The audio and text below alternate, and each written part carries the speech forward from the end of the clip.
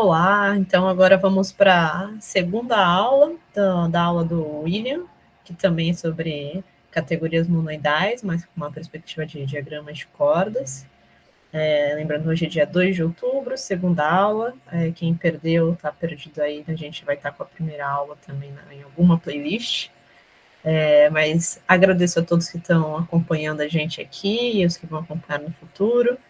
E obrigada, claro, William, que se disponibilizou para dar esse mini curso. E pode continuar.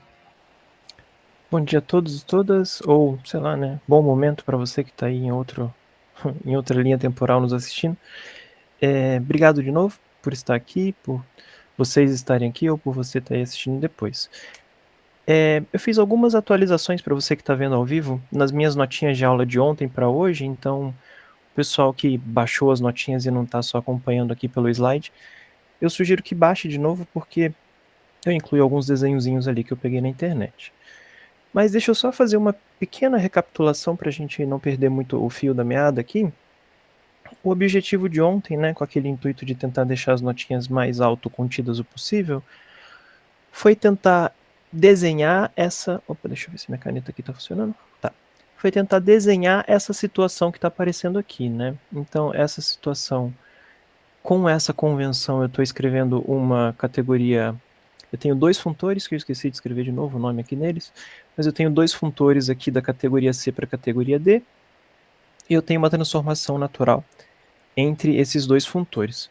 E aí a convenção que nós ontem, desculpa, mas a maneira que nós ontem vimos de tentar mudar a perspectiva desse tipo de representação é inverter as dimensões aqui, né, entre muitas aspas aqui, numa analogia ao teorema de Poincaré. Então, assim, o que era ponto eu joguei de 0 para 2 dimensões, o que era linha eu mantive em uma dimensão, e as minhas transformações que eram coisas no universo de flechinhas 2-dimensional, né, que liga flechinhas, uma flechinha entre flechinhas, ela passou a ser 0-dimensional, passou a ser um ponto. Então, as categorias são caixas, os funtores são linhas entre caixas, as transformações naturais são pontos entre linhas. E aí eu tentei convencer vocês aqui o porquê dessas... Como que eu faço as concatenações? Primeiro, composição de funtores, eu aglutino as caixinhas. E como que eu penso nas composições de transformações naturais? Lembrando que eu tenho a composição vertical e eu tenho a composição horizontal, né? Então, e a ideia é empilhar as caixinhas, né? Então, aqui eu tenho empilhar e aglutinar. Então, o empilhamento vai ser a composição vertical. Perdão. Primeiro eu estou só falando da transformação natural aqui, que eu estou indo de uma caixinha para outra, então eu colo as duas caixinhas no sentido de ampliar. Lembrando que a transformação identidade, ela vai fazer nada, então eu nem escrevo ela. E agora sim, as composições verticais aqui, então eu vou aglutinar, eu vou empilhar as caixinhas mais de uma vez. A composição horizontal eu vou ter uma composição, eu vou ter que colar as caixinhas e depois empilhar elas. E como eu estou fazendo a composição, desculpa, a composição horizontal ali, eu vou suprimir essa caixinha do meio. E aí a gente finalizou ali falando da lei da compatibilidade, eu apresentei para vocês. E do ponto de vista tudo só das flechinhas, né? Em nenhum momento aqui eu apliquei em componentes, né? Eu não destaquei um objeto para ver o quadrado de comutatividade das transformações naturais, nem aqui um cubo de comutatividade na transformação da composição horizontal que vai dar uma diagonal, mas em nenhum momento eu falei, a gente apresentou isso aqui. Eu estou só olhando do ponto de vista da composição entre as transformações mesmo.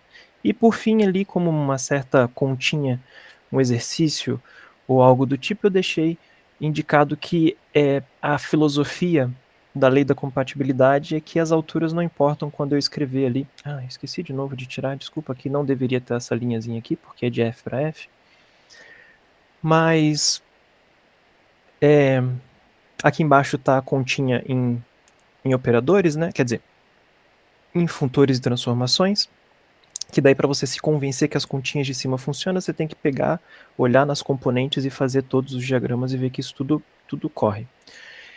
Eu disse a vocês, né, que ontem, enquanto a gente estava comentando aqui, essa abordagem que eu fiz aqui, ela é baseada primeiro no artigo e depois no livro que o Marsden lançou a respeito de diagramas de corda.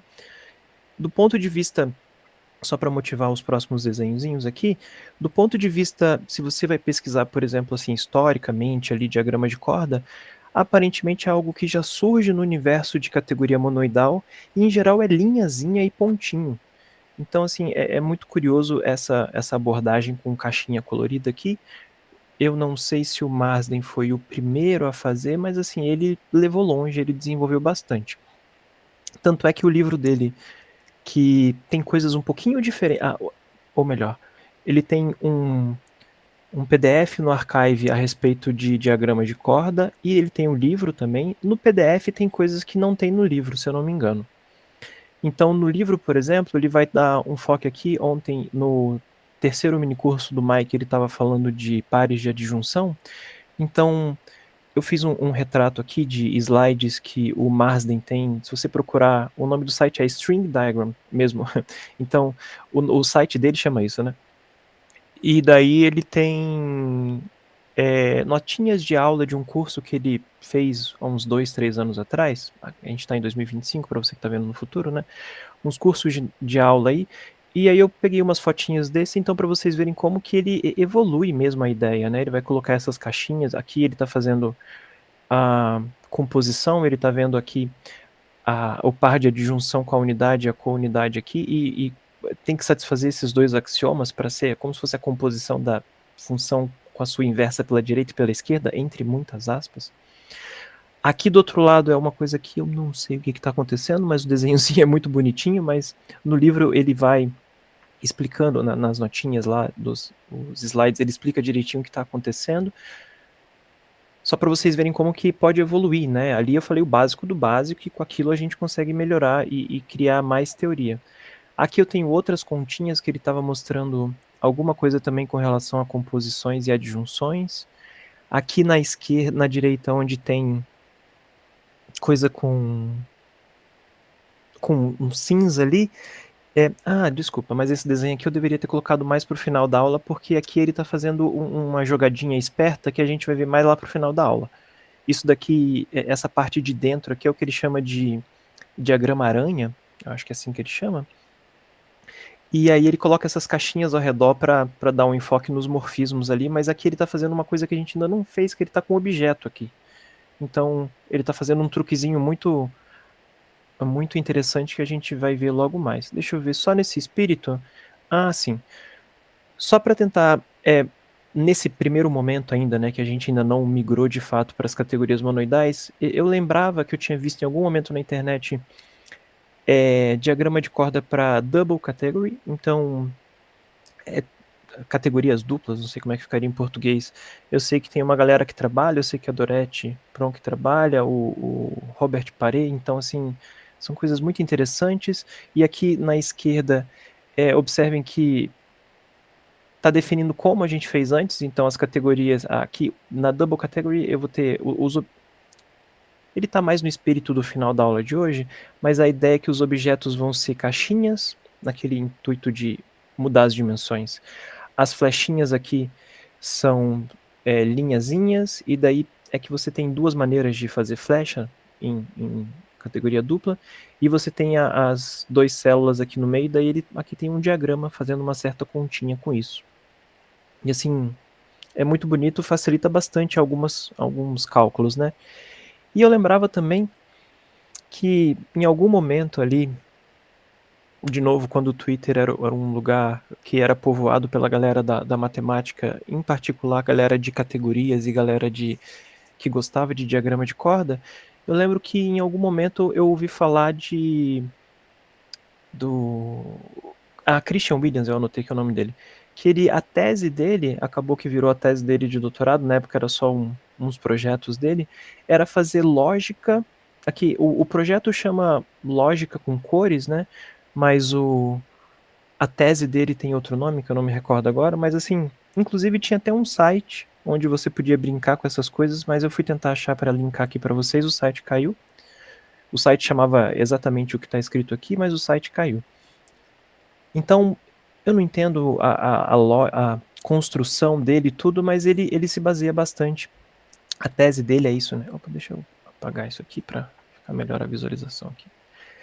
A tese dele literalmente é construir esse tipo de argumento visual muito baseado nas caixinhas, nas cores, nas linhas. Aí ele introduz esses pontos aqui para fazer certas continhas. Então, por exemplo, eu não faço ideia do que está acontecendo aqui, tá, gente? Eu só acho as imagens muito bonitas, mas eu não consigo identificar, compreender nada.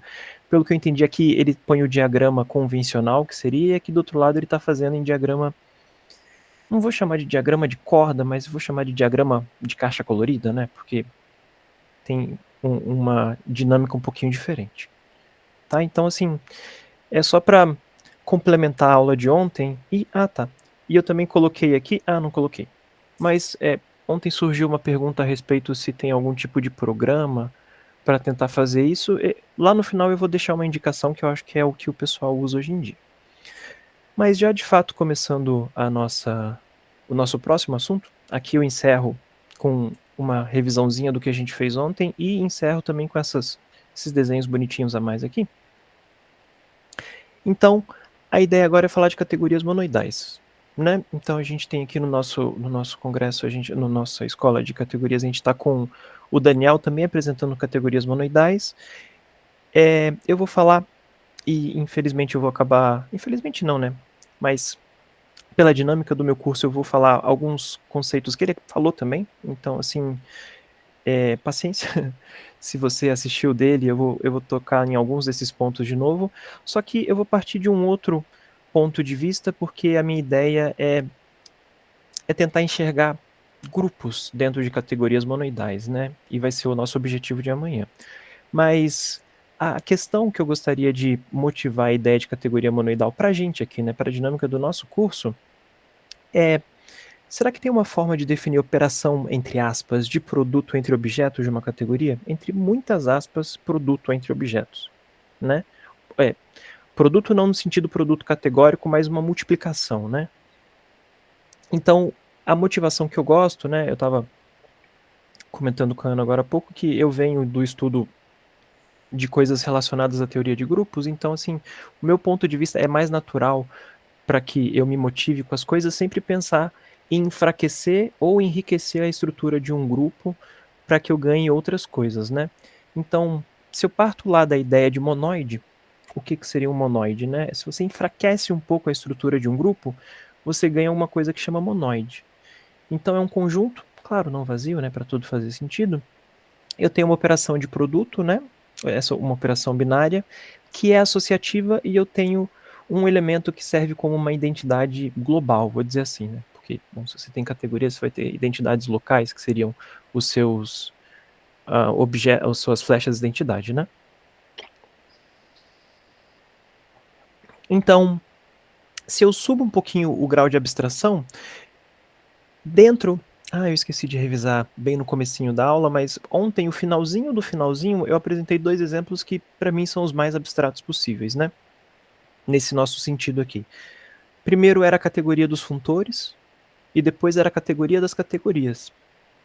Então, aqui se eu pego, tentando subir esse nível de abstração, assim, se eu pego uma categoria, imagino que eu tenho um objeto, um único elemento, o morfismo vai ser subindo, tentando ver o meu monoide dentro do ponto de vista de uma categoria, né? É uma ideia semelhante ao que a gente fez ontem para grupos, mas o objeto é um conjunto unitário, o morfismo são os elementos do monoide, a composição é o produto, e a identidade vai ser a identidade que eu já tenho.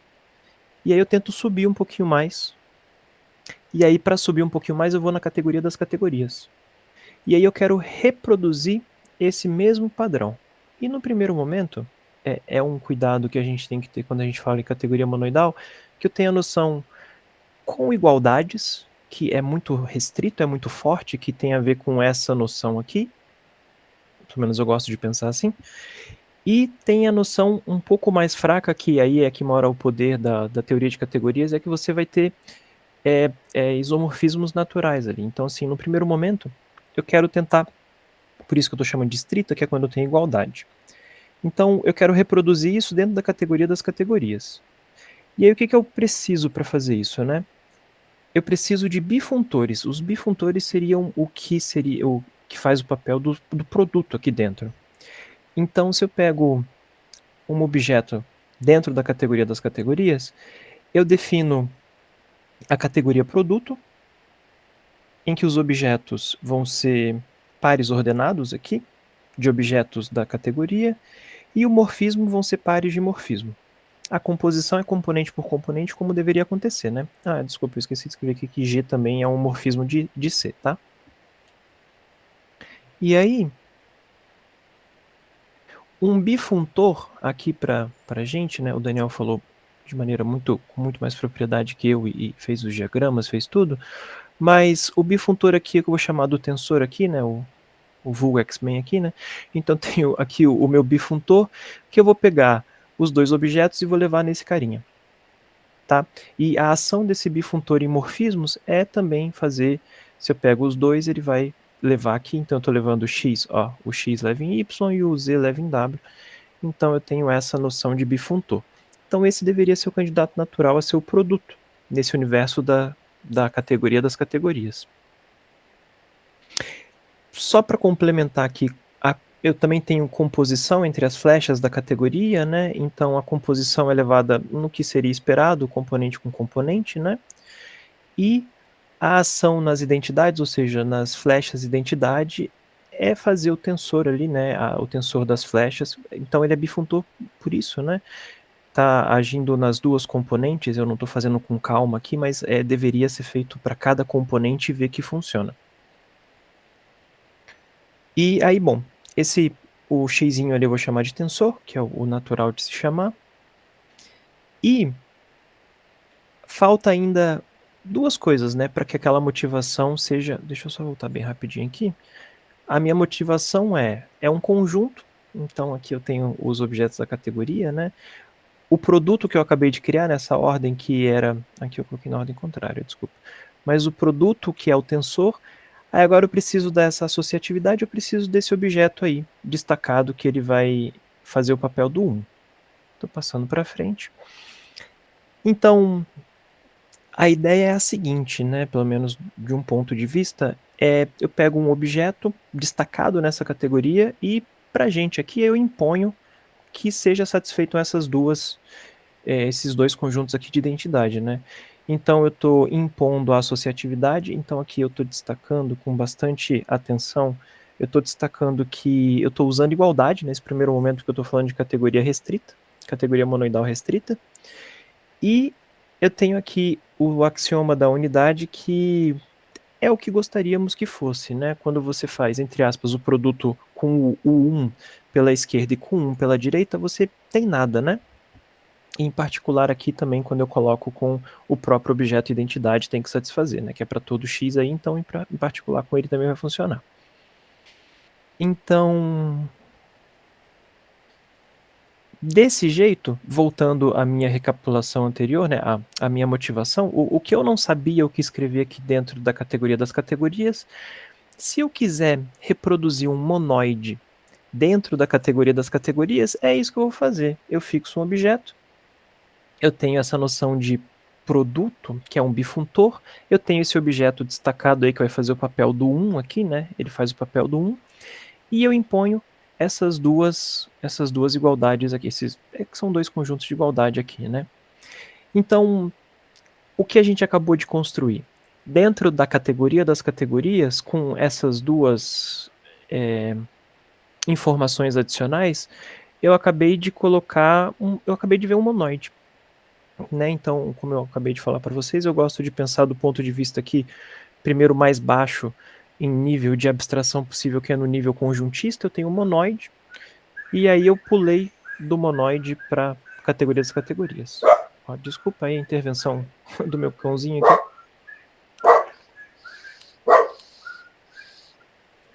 Bom, continuando aqui com o nosso papo, Isso que eu acabei de construir aqui é o que a gente chama de uma categoria monoidal estrita, que tem que satisfazer 1 e o 2. 1 e o 2 são exatamente essas duas imposições que eu escrevi aqui.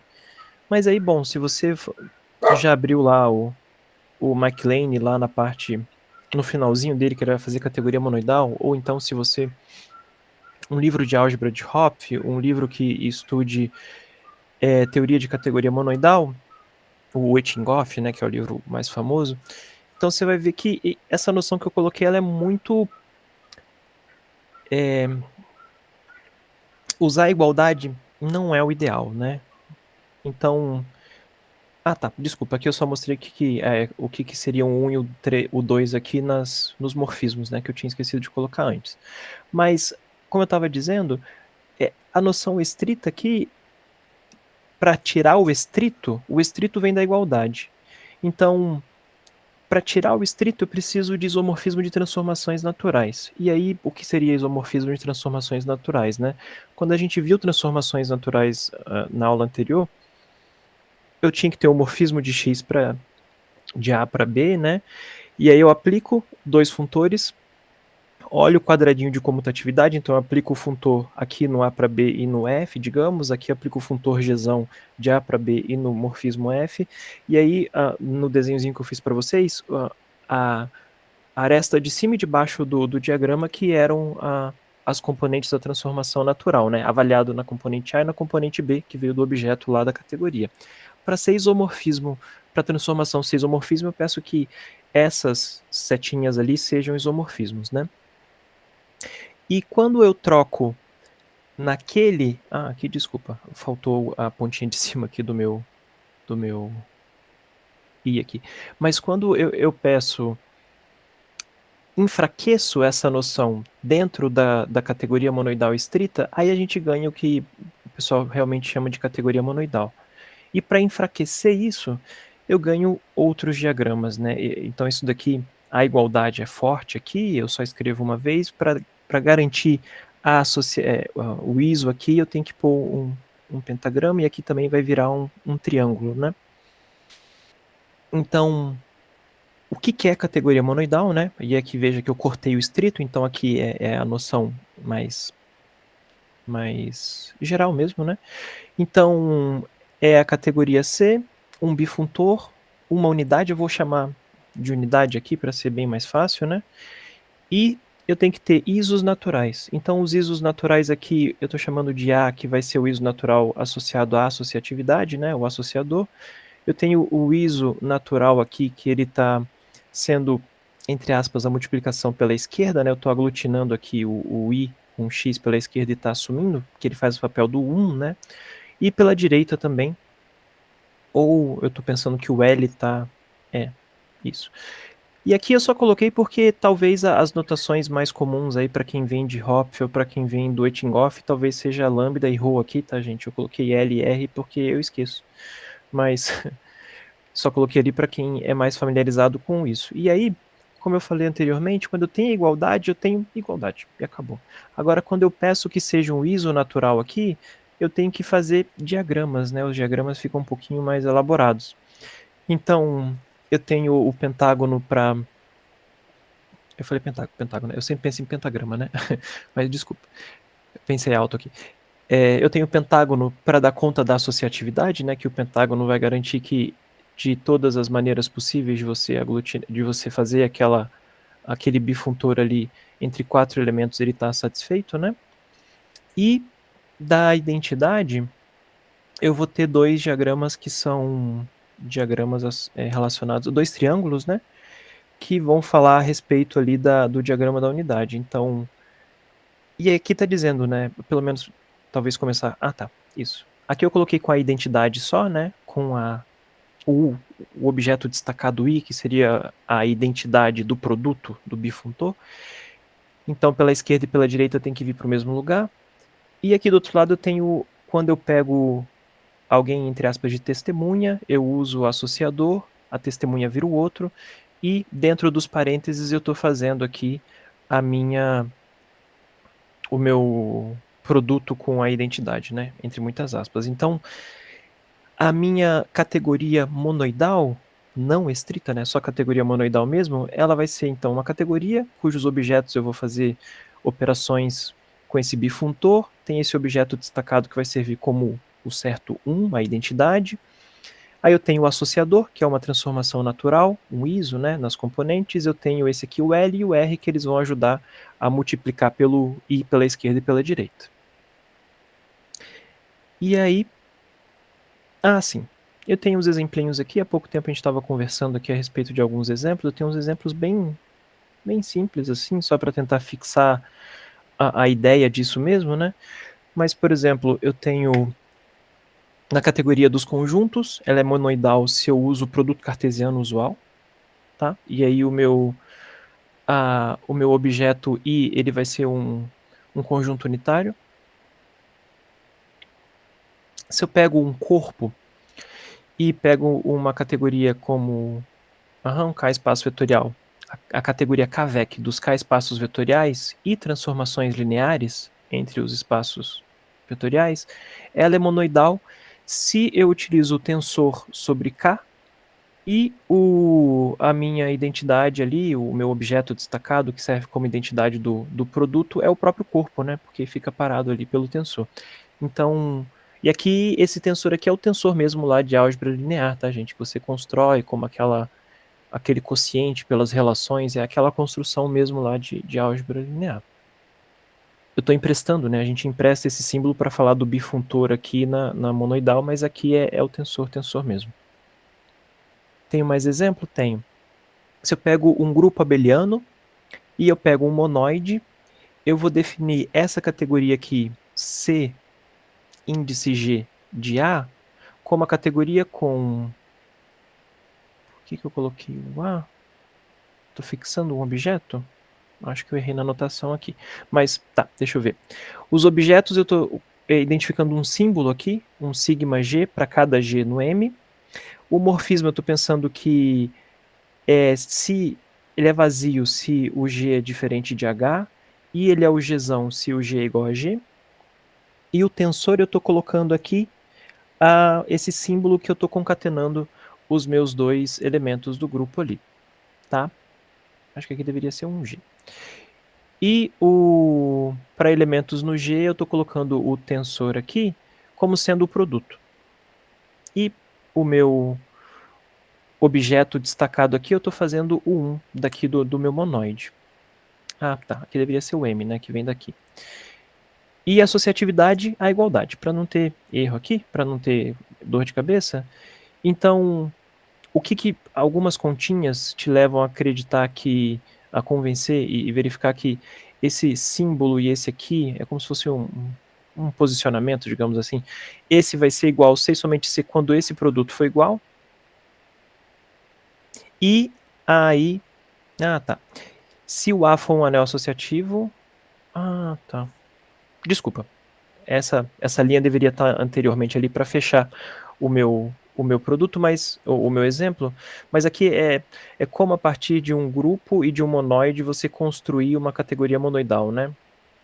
Isso aqui vai aparecer, eu não vou usar isso, né, pra gente aqui, mas isso aqui aparece em alguns contextos algébricos ali. Bom, não vou falar mais, porque senão eu vou ter que falar mais algumas definições, mas a ideia é essa construção simbólica que gerou uma categoria monoidal, tá? Desculpa não dar o contexto mais de aplicação ali, mas em teoria de representação você vai poder usar isso daí, né? Tá, um outro exemplo aqui. Desculpa, esse aqui deveria estar anterior para fechar. Mas um outro exemplo aqui, se eu pego um anel associativo com unidade, a categoria dos bimódulos é monoidal com produto tensorial de módulos. Então, esse exemplo é mais natural, né? É menos forçado do que o anterior, e é natural de pensar isso. E, como a gente falou aqui, anteriormente ali, eu tenho a categoria CAT, né? Categoria das categorias, ela é monoidal com o tensor, faltou a bolinha aqui, e esse 1 eu posso colocar formada por um único objeto aqui, e o morfismo vai ser o morfismo identidade, vai ser o morfismo que leva isso em isso, né? Então é um jeito de você ver a categoria monoidal aí, a CAT como uma categoria monoidal, não daquele jeito que eu coloquei forçando a aparecer para ter a motivação, né? Bom, deixa eu ver aqui. Ah, sim. Então, antes de passar para o próximo slide, deixa eu só fazer uma pequena observação aqui. Se a gente lembra como que as coisas aconteciam quando eu tinha... como que as coisas aconteciam quando eu tinha categoria e eu tentava ao final representar essas categorias como diagramas, né? Diagrama de corda.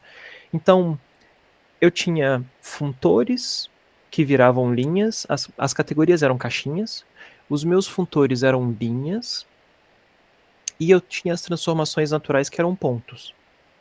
E agora, bom, a dúvida que surge, né? Mas eu gostaria de poder fazer diagrama de corda para a categoria monoidal.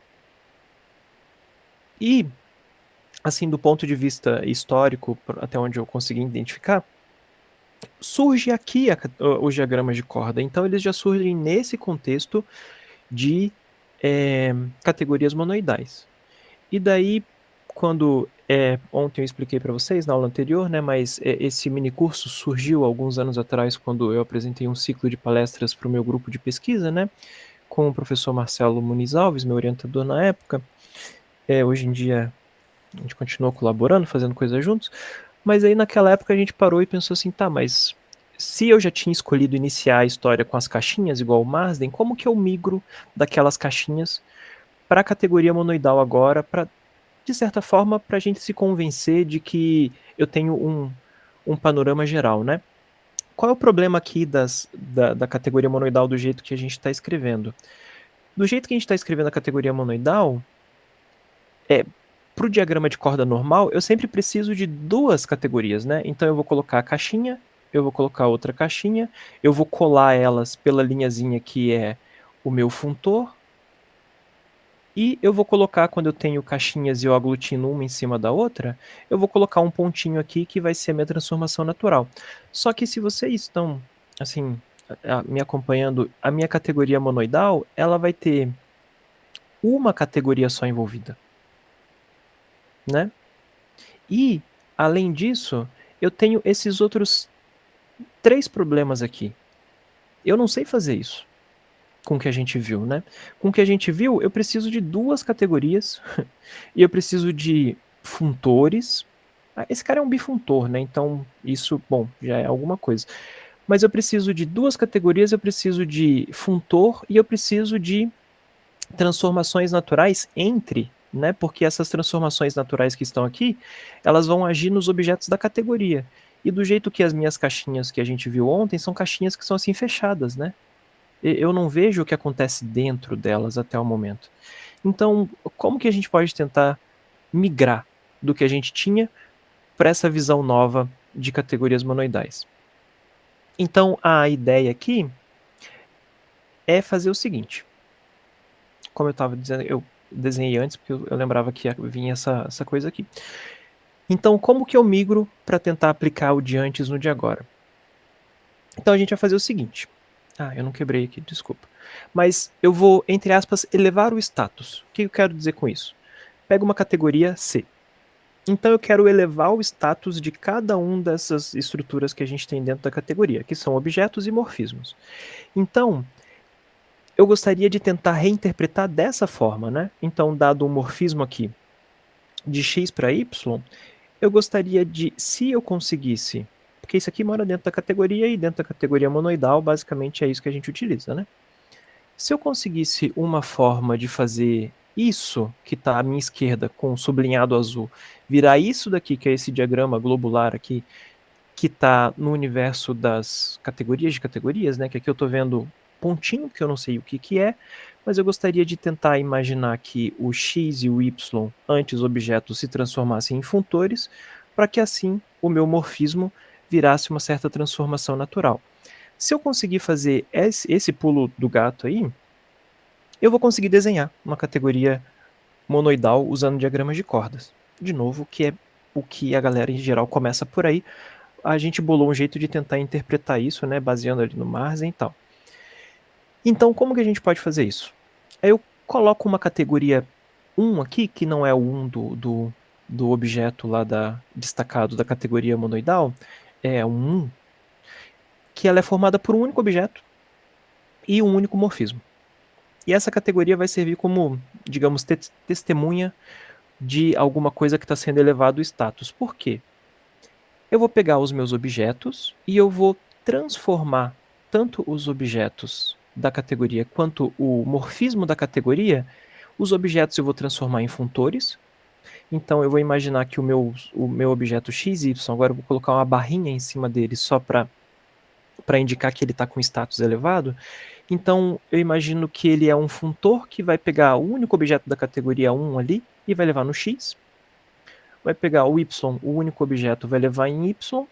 E a ação dele no único morfismo que existe nessa categoria 1 é levar na identidade do objeto. Então, tem algumas continhas que precisam ser feitas para que vocês se convençam de que isso realmente é um funtor, né? Tem que ver questão da composição e tal. Mas como que eu passo então para... Então, isso eu fiz, esse carinha que está aqui, esses dois objetos, agora posso chamar eles de funtores. Observem que isso tudo é muito artificial, né? É para elevar o status e não perder a estrutura que ele tem. Da mesma maneira eu faço com o morfismo. Então o morfismo antes, que era uma flechinha ligando dois objetos, agora eu vou imaginar que ele é uma transformação natural ligando dois funtores, esses dois aqui, em que essa transformação natural ela vai ser associada na componente, né, que está lá. E o que ela vai fazer? Ela vai ser a flecha XY. Então você vai ficar com um diagraminha ali, deixa eu ver se eu coloquei o diagrama. É, mais ou menos isso, né? Então eu tenho a única componente para avaliar. Aqui, deveria ter colocado de cima para baixo, né? Tá ao contrário. Desculpa. É de baixo para cima. Essa setinha aqui, que é a transformação natural. E o que eu estou fazendo é, dentro dessa categoria 1 aqui, eu estou imaginando que eu tenho dois funtores e uma transformação natural entre eles, e do outro lado é só o meu morfismo de x para y, f, escrito de uma maneira meio besta, né? Mas isso me permite fazer o quê? Objetos viram funtores, morfismos viram transformações naturais. Isso aqui é uma anotação que eu não coloquei ontem, desculpa, mas eu quero identificar aqui as transformações naturais. E aí, eu posso desenhar. Então, antes o que era assim e eu não conseguiria desenhar, agora eu tenho desse finalzinho aqui em diagrama de corda. Por quê? Eu tenho a caixinha da categoria 1, rosa, eu tenho a caixinha azul da categoria C, eu coloco os meus, quando eu desenho categorias são caixas, os funtores são linhas, e a minha transformação natural é um pontinho entre elas. Ah, desculpa, ficou tudo, quando eu pintei aqui, ficou tudo da mesma cor, eu não percebi. Mas então aqui eu tenho um funtor aqui que imagina que ele está com uma outra cor, laranjinha aqui. Eu tenho outro funtor que está aparecendo ali em cima, e aqui no meio está aparecendo a transformação natural, que é um pontinho. Então, o que eu consegui fazer? Coloquei o caso de uma categoria fixa, eu coloquei ela num ponto de vista que eu consigo desenhar. Mas aí, deixa eu ver agora. Ah, sim. Ah, então só para uma outra continha, só para mostrar para vocês uns diagramas, né? Ontem, quando a gente falou das composições entre transformações naturais, eu tinha que ver... Opa, acho que alguém chamou ali. O Hugo só está comentando que outra opção seria utilizar o mergulho de Ioneda. Ah, então, mais para frente, bem no finalzinho, eu vou colocar um desenhozinho... Tá, entendi. É que assim, eu tentei buscar uma maneira de... Só passar um avião aqui, só um pouquinho. Eu tentei buscar a maneira que fosse talvez mais visual com as poucas ferramentas que a gente tinha de desenhar. Aí, se eu tentasse pensar no mergulho de Oneda... Ah, desculpa, você tá falando só para chegar ao final. Ah, sim. Entendi. Uhum. É porque bem no finalzinho eu vou mostrar uma foto do Marsden provando o lema de Oneda com diagrama de corda, e daí eu fiquei com isso na cabeça, mas obrigado, seria outra opção. É que a próxima estratégia que eu vou mostrar, ela segue mais ou menos essa linha de raciocínio, então foi mais por isso que eu usei essa. Mas obrigado. Eu parei de compartilhar, não, né? Não. Tá compartilhando, pode seguir. Tá. Então, beleza. Deixa eu lembrar aqui, elevei o status dos meus morfismos. E daí aqui, só como uma certa aplicação, o que eu estava falando? Ah, lembrei. Ontem, bem no finalzinho da primeira aula, eu falei para vocês que as transformações naturais se compõem de duas maneiras possíveis, vertical e horizontal, e tem que ter uma certa compatibilidade se você faz primeiro uma e depois a outra, ou primeiro uma e depois a outra, isso tem que funcionar. E aí, aquele diagrama de cordas lá, com as caixinhas, acaba vendo que você tem que ficar na mesma... As alturas diferentes não importam, você acaba ficando com a mesma coisa. Com uma metodologia e um raciocínio parecido com aquele, eu consigo, com esse ponto de vista de elevar o status, eu consigo agora desenhar o quadrado de comutatividade de uma transformação natural. Porque, e aí agora, gente, para evitar qualquer tipo de estresse, eu não vou mais escrever o y', eu não vou mais escrever o x barra e o y barra e nem o f barra. Tá, eu vou imaginar que está uma situação dessa e vou colocar o x, f e y, pensando que foi feito essa elevação de status aí. Então, esse diagrama de comutatividade aqui da transformação natural, elevando os status dos carinhas a funtores e dos morfismos a transformações naturais, eu posso escrever dessa maneira. Então, o que eu estou fazendo aqui embaixo é exatamente a visualização desse diagrama aqui que tem em torno dele roxo, mostrando que comuta, eu estou fazendo ele aqui embaixo. Por um lado, eu tenho um sentido, e aqui observem que eu vou ter funtores e objetos elevados ao status de funtores, eu vou ter transformações aqui, o alfa realmente é transformação natural, e o 1, mas aqui do outro lado o f e o 1 de y são morfismos elevados a funtores. Do outro lado, e aqui vai ter essa igualdade. Do outro lado, eu vou ter vindo pelo outro lado do meu quadradinho de comutatividade, e a moral da história é que o meio tem que ser igual, né? Que é equivalente a dizer ali que você tem que fazer comutar. Então, dizer esse quadradinho aqui assim, é equivalente a olhar no meu diagrama aqui em cima e ver que comuta. Então, antes eu desenhei uma perninha do diagrama, depois eu desenhei outra perninha do diagrama, e eu colei pela comutatividade no meio, né? Porque é a transformação natural e tem que comutar. Então, é só para mostrar como que a gente pode brincar ainda com as caixinhas, né? Mas lembrando que o meu objetivo aqui... eu completei o desenho. O meu objetivo aqui é fazer para categoria monoidal e me livrar das caixas. É isso que eu gostaria. Eu não quero mais ter as caixas. Aqui eu estou só justificando, né? Desculpa. E daí, de novo, aquela ideia das alturas ali não importam quando eu olho no meu diagraminha, né? Mas é só... Antes eu já falei tudo já, é exatamente o que está acontecendo aqui. E aqui, para quem quiser depois verificar, né, tem que ver que esses morfismos aqui, todos realmente comutam, e aqui... tá. O que é importante aqui nesse segundo slide é que, como eu elevei o status das minhas transformações dos meus morfismos para transformações naturais, quando eu aglutino as minhas caixinhas, eu tenho a composição horizontal. E aí é aquela continha que deveria ser feita e vale a pena tentar fazer, de olhar o que é a definição da transformação natural, ver que vai formar um certo... Aí vai ficar um quadrado mesmo, e você tem que andar na diagonal dele para comutar, e vai ter esse significado aqui. O que eu tentei fazer foi, utilizando uma coisa que a gente fez na aula anterior, elevando o status aqui, eu elevo o status de todo mundo. Se eu elevo o status de todo mundo, eu tenho que estar no caso anterior, né? E as transformações também têm as composições horizontais e verticais. Então, prosseguindo... sim. Eu só coloquei aqui para vocês verem que essa estratégia de elevar o status o Marsden vai fazer isso com o livro do Marsden e as notinhas de aula dele, né? E aqui ele vai desenhar de uma maneira diferente, que ele vai chamar isso aqui de diagrama de aranha, né? E daí ele tá vendo que ele muda as alturas, né? Mas ele tá fazendo aquela continha que eu acabei de fazer com vocês, ele fez aqui com uma outra maneira de ver. Deixa eu ver se eu tenho aqui mais. Aqui, ó. Se eu não me engano, esse lado esquerdo aqui é o que tem nas notinhas do archive do Marsden. Isso, se eu não me engano, não tem no livro, mas se eu não me engano, isso aqui ele está provando Ioneda.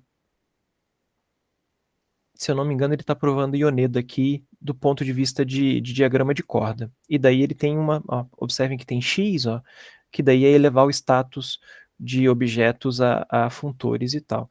E eu coloquei aqui como curiosidade do outro lado só, mas utilizando também essa estratégia toda, do outro lado, o Marsden, nas notinhas de aula dele, ele também desenvolve limites e colimites via diagrama de corda, né? Então, assim, isso aqui é só... Deixa eu ver se eu tenho mais alguma coisa. Não. Antes de nos livrarmos das caixinhas, como um todo, até o final de hoje e até o final da próxima aula de amanhã, só quis colocar para vocês mais duas coisinhas aqui, que usam essa estratégia que a gente viu ontem, acabou de ver, né, de elevar o status, mas claro, com muito mais teoria de categoria envolvido aqui. Mas eu acho super bonitinho, né? É difícil desenhar, né? O problema é esse, mas é muito bonito. Esse diagrama aqui eu acho lindo, né? Isso que tá aqui desenhado. Mas bom, e agora como que a gente pode tentar fazer isso em uma categoria monoidal qualquer? Porque aí numa categoria monoidal qualquer, eu não quero mais ficar fazendo caixinha de um lado para outro. E a ideia é fazer o seguinte, é fazer uma certa construção muito parecida com aquela que a gente fez antes. Então, eu vou pegar a categoria dos endofuntores aqui, então são funtores, a categoria dos endofuntores é os funtores de C para C, como objetos, os morfismos são as transformações naturais, e a composição eu estou pegando composição vertical de transformações naturais. Além disso, eu vou definir E, que vai ser um funtor que vai jogar alguém que mora aqui, uma categoria monoidal sem ser estrita, né? Aqui do outro lado. Ah, tá.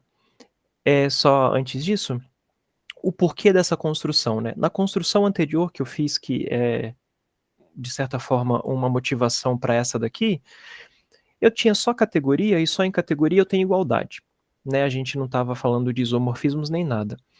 Essa construção que eu vou fazer aqui agora, entre muitas aspas, vai me permitir esquecer esses isomorfismos que tem aqui. Então, esse é o problema, né? Porque a categoria monoidal como de maneira geral, eu preciso desses carinhas aqui para que ela faça sentido. E quando eu fiz aquela continha anterior que eu elevei o status, eu tinha igualdades, e aí eu consegui desenhar. Com isomorfismo eu não saberia desenhar, baseado só no que a gente viu ontem. Então, para fazer isso, eu crio um funtor da categoria monoidal para a categoria dos endofuntores, e o que esse funtor vai fazer é o seguinte, como que ele vai agir em objetos, eu vou pegar um objeto da categoria monoidal, e vou levar nesse E de A aqui, que vai ser fazer um tensor, aqui eu vou deixar aberto o que faz. Então, quando eu avalio em outros objetos, para todo objeto, né, ele está fazendo o tensor aqui da categoria monoidal. O morfismo, como que o morfismo age, né? Eu estou pegando o morfismo de A para B, objeto na categoria C ali, dentro da categoria monoidal. Esse E de A aqui, ele vai ser um E de F, né? Onde o que eu estou fazendo é alguém entre dois tensores, né? Ou seja, e aqui o 1 ele vai fixar, né? Quando eu vou de A para B, eu estou aplicando o E de A ao E de B, eu tenho o E de F aqui, e isso é um morfismo vendo do lado do tensor aqui, é um morfismo daqui para baixo.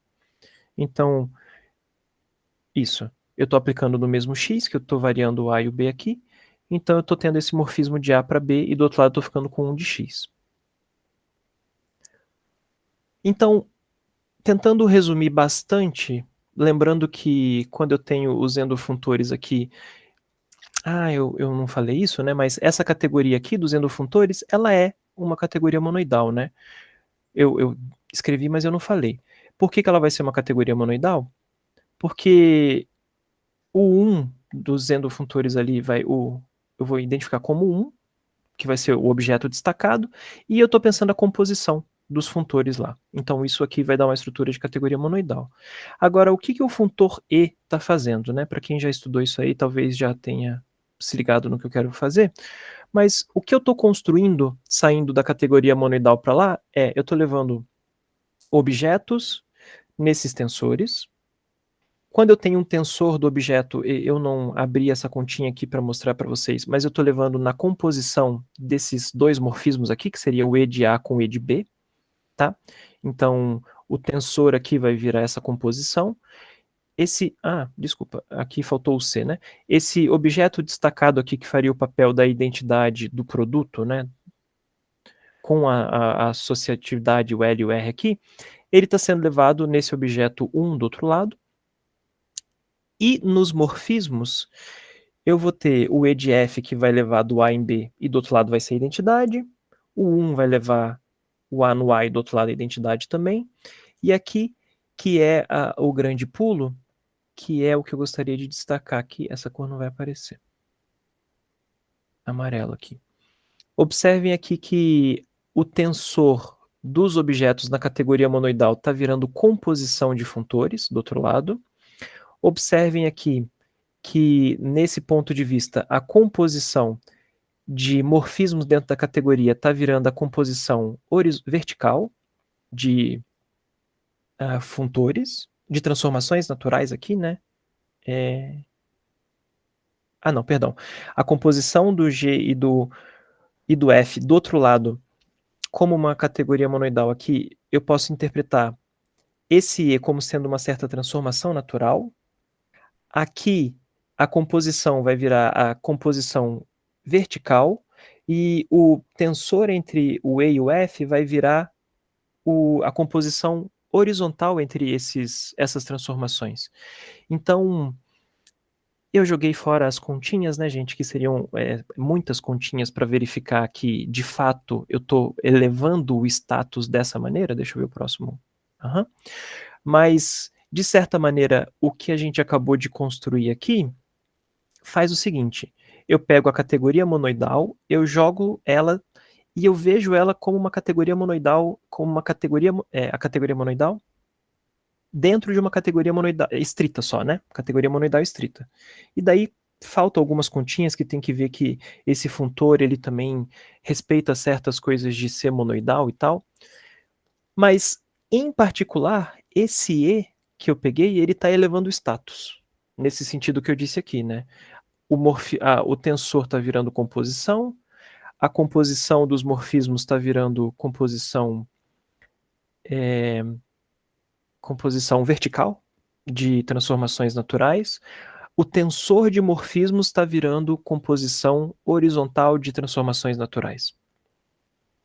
E isso é o que está por trás do que é chamado do Teorema de MacLane, e o Teorema de MacLane ele vai mostrar que a categoria monoidal você pode, entre muitas aspas, jogar ela dentro de uma categoria monoidal estrita, e isso daqui faz elevar esse E, faz os meus objetos serem elevados para o nível de morfismo, de funtor, e os meus morfismos serem elevados para o nível de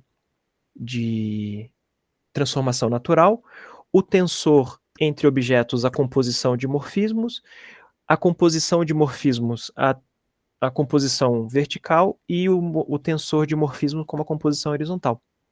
E aí que chega no momento que, quando você abre aí um artigo ou abre um livrinho a respeito de diagrama de corda com categoria monoidal, começa daí. Que esse foi o grande papo, grande tempo, eu e o Marcelo, a gente ficou pensando em como tentar deixar isso baseado no que a gente já tinha para trás, né? Lembrando que a ideia eu vou ler da esquerda para a direita, de baixo para cima, né? Em diagrama de corda. Então, agora, como eu estou dentro da mesma categoria, só observem que, diferente da primeira construção, que eu precisava da categoria 1 para a categoria C, para criar levantar o meu status, aqui eu fiz tudo dentro, entre aspas, eu joguei dentro de uma categoria de endofuntores ali, né? Então, eu não vou desenhar ela, tá? E aí, os meus objetos passam a ser funtores agora. Então, se antes funtores eu desenhava como linha, objeto eu desenho como linha. Objeto da categoria monoidal. Morfismo vai virar uma transformação natural. Se o morfismo é uma transformação natural, ele é um pontinho entre duas linhas. Composição de morfismos, eu vou ter a composição vertical, que é... o F aqui, desculpa, ficou grudadinho, mas é fazer G aplicado em F. E o tensor, agora eu vou para o tensor, porque a categoria monoidal tem isso ainda, né? O tensor com aquele funtor E, eu consigo ver que ele, nos objetos, ele vai agir como se fosse a composição de funtores. Se eu componho dois funtores, eu coloco lado a lado. Então, do ponto de vista de diagrama... Do ponto de vista de diagrama de corda, eu vou colocar lado a lado. O tensor entre morfismos passa a ser a composição horizontal dos meus morfismos, por isso que agora é importante, em alguns momentos, principalmente para o que vem amanhã, eles estarem em linhas, assim, ele tem que estar numa mesma altura que eu vou entender que aquilo é o que está acontecendo, eu estou lendo por setores.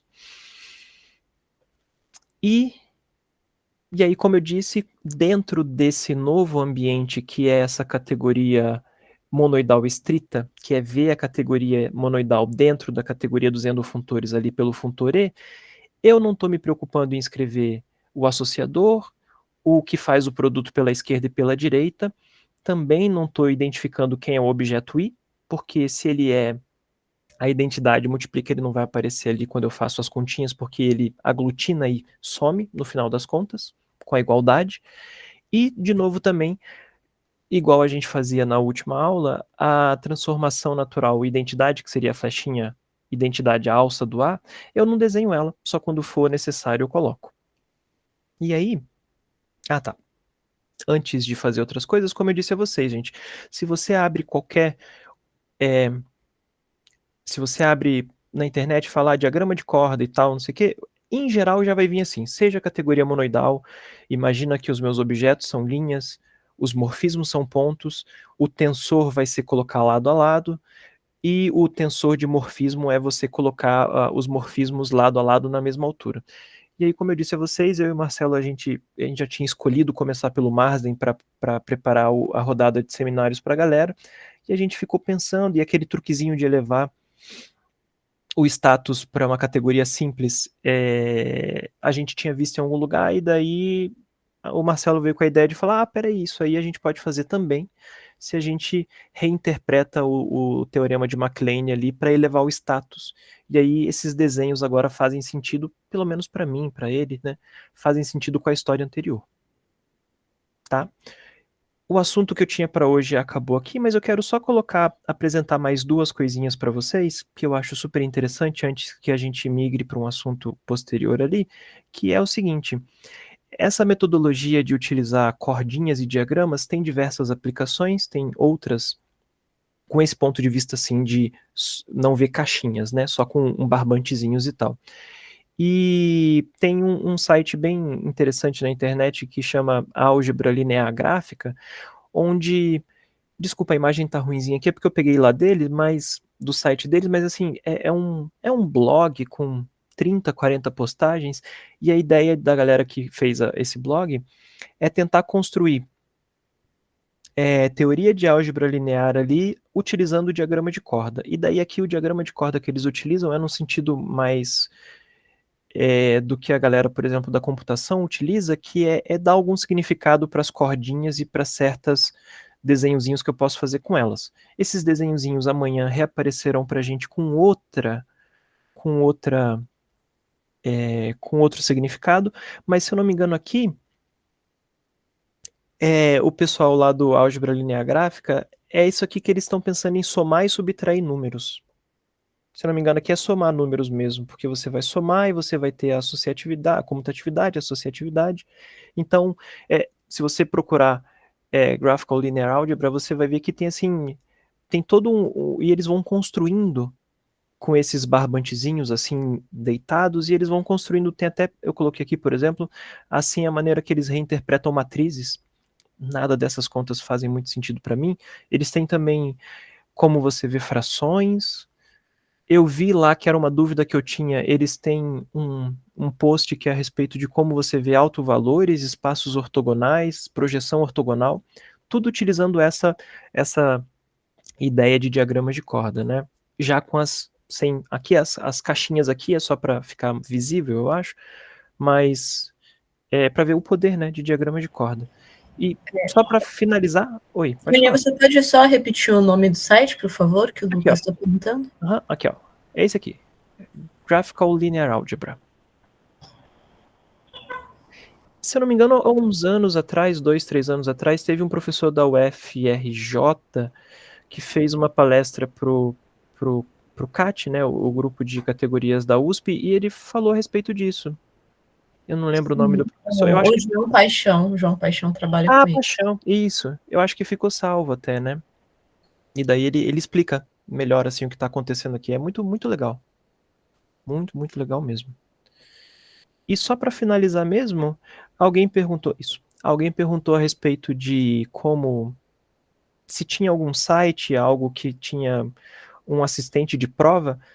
Eu pesquisei na internet para diagrama de corda. Eu pesquisei na internet e parece que uns anos atrás eu tinha escutado falar a respeito de um que chamava Globular, mas saiu do ar e parece que essa é a versão mais otimizada daquele site anterior.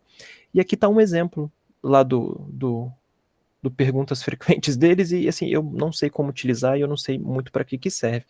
Mas tem coisa na internet sim, aí implementado em Java, esse aí, se eu não me engano, para que você possa tentar brincar com diagramas e formar as coisas. E a gente fica, hoje a gente encerra com esse desenhozinho aí, gente. Obrigada, William. Deixar aqui as palminhas. Uhum. Obrigada. Temos perguntas, comentários hoje. Francisco levantou a mão. Ou foi palminhas? O botão errado da palminha. Foi. Francisco. Mike perguntou ali, né? Sim, Mike perguntou: existe alguma prova de consistência desse sistema de diagramas? Não sei te dizer, Mike. Não sei. Assim, eu acho que já passou por mim alguma coisa desse ponto. Assim, eu acho que é uma questão que eles já trabalharam, mas eu não sei te dizer. Realmente foge total. Mas assim, eu posso procurar e depois eu te passo, se eu encontrar qualquer coisa do tipo. Eu já esbarrei com artigos nesse sentido também. Eu nunca li para dizer o quão completo né? Se é tipo um negócio completamente fechado, resolvido. Então, eu já tinha escutado que, se eu não me engano, eu já tinha visto que era fechado. Só que daí tem que fazer algumas... sim, exatamente, mas que é por esse sentido, né? Se é fechado, você faz a prova no diagrama de corda, ela vai representar uma prova de verdade, né?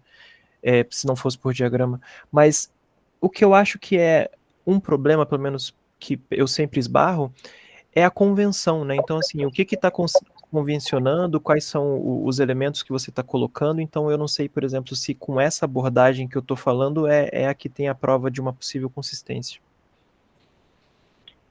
Realmente, assim, cada livro, cada artigo que você pega, meio que ele vai fazer diagrama de corda com um sabor diferente ali, né?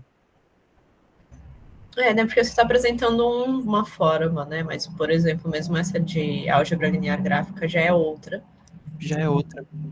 A galera da computação também, eles já colocam, além de cordinhas, de tranças entre as cordinhas, eles colocam certas caixinhas que tem um significado para eles ali. Eu acho que tem muita coisa ainda para se fazer, nesse sentido de consistência. Imagino que sim. Gustavo? Olá, vou ver se eu uso o microfone dessa vez. Tá funcionando? Você consegue me ouvir? O Gustavo é aluno do João. Isso, eu sou aluno daqui da UFRJ, faço iniciação científica com o João Paixão, ele adora esses diagraminhas, fala deles direto. Mas eu tenho uma pergunta. Aqui a gente tá, tipo, a maior parte dos diagramas foram para contornos, funções naturais e categorias. Uhum. que a gente pode entender como morando na categoria das categorias. Que é um exemplo de 2 categorias. Aí eu queria saber se esse tipo de diagrama funciona numa 2 categorias geral, ou se ele é particular para as propriedades de transições naturais e funtores. Eu acho que funciona, Gustavo. Se você for olhar lá no comecinho, quando eu não vou voltar aqui, senão vai ter que voltar uns 100 slides. Mas eu coloquei para categoria dupla, double category. Então, assim, eu creio que tenha maneira assim. É que aí os seus desenhos vão ficar cada vez mais complicados, né?